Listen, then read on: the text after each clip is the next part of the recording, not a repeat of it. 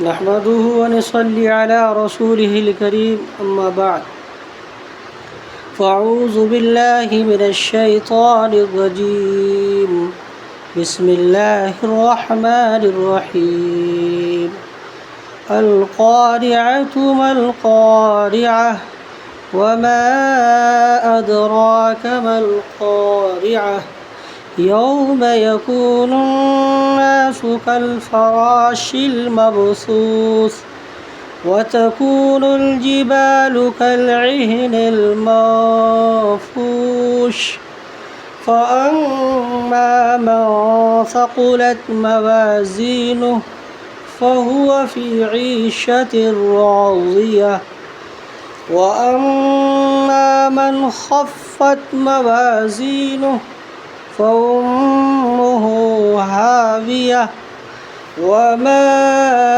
أدراك ما هي نار حامية۔ ترجمہ: کھڑکھڑانے والی کیا ہے؟ کھڑکھڑانے والی تمہیں کیا پتہ کھڑکھڑا دینے والی چیز کیا ہے؟ جس دن لوگ بکھرے ہوئے پتنگوں کی طرح ہو جائیں گے اور پہاڑ اس طرح ہو جائیں گے جیسے رنگی ہوئی دھونی جانے والی اون ہوتی ہے۔ پس جس کے تول بھاری نکلے وہ تو اپنی من چاہی زندگی میں ہوگا، اور جس کی تول ہلکی رہ گئی تو اس کا ٹھکانہ گڑھا ہے۔ اور آپ کو پتہ ہے کہ وہ گڑھا کیا ہے؟ وہ دہکتی ہوئی آگ ہے۔ حضرات گرامی، آج کی مجلس میں سورہ القارعہ کے سلسلے میں چند باتیں عرض کرنی ہیں۔ یہ سورت مکہ معظمہ میں نازل ہوئی اور 11 آیتوں پر مشتمل ہے۔ اس کا مرکزی مضمون آخرت کی یاد دہانی ہے اور اس کی منظر کشی ہے۔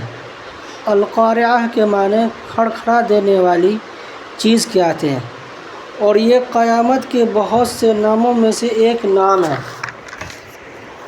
بہرحال یہاں گفتگو کا آغاز القارعہ سے ہو رہا ہے، یعنی اس دن ایسا دہشت کا عالم ہوگا کہ کوئی چیز اپنی جگہ پر سلامت نہ رہے گی۔ اس کے ذہن نشی کرانے کے لیے 2 مرتبہ سوالیہ جملہ لایا گیا، یعنی ما القارعہ وما ادراک ما القارعہ، تاکہ سننے والے اور پڑھنے والا اگلے جواب کو اچھی طرح سمجھنے اور یاد کرنے کے لیے تیار ہو جائے۔ اس کے بعد فرمایا گیا یوم یکون الناس کالفراش المبثوث، یعنی قیامت کا دن وہ ہوگا کہ اس میں انسان ایسے نظر آئیں گے گویا کہ پتنگے اڑ رہے ہوں یا ٹڈی دل آ رہا ہو۔ آپ نے دیکھا ہوگا کہ برسات وغیرہ میں بہت بڑی تعداد میں جب پتنگے نمودار ہوتے ہیں تو ان کے اڑنے میں کوئی نظام اور ترتیب قائم نہیں رہتی ہے، بلکہ ایک طرح سے بدحواسی کا سا منظر نظر آتا ہے۔ کوئی ادھر جا رہا ہے، کوئی ادھر جا رہا ہے، یا کوئی ایک دوسرے سے ٹکرا رہا ہے۔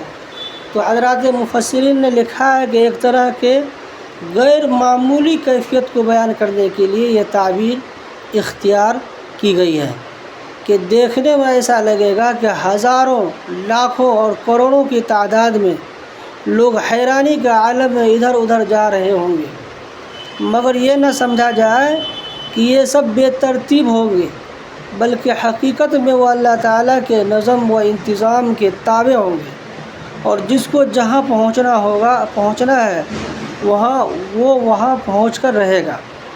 اور پھر فرمایا وَتَكُونُ الْجِبَالُ كَالْعِهْنِ الْمَنْفُوشِ، کہ وہ پہاڑ جو اللہ تعالیٰ کی بہت ہی زبردست مخلوق ہے اور جس کی وسعت اور اونچائی دیکھ کر آدمی حیران رہ جاتا ہے، مگر وہ زبردست عظیم الخلقت پہاڑ بھی قیامت کے دن رنگین دھنی ہوئی روئی کی طرح اڑے پھر رہے ہوں گے۔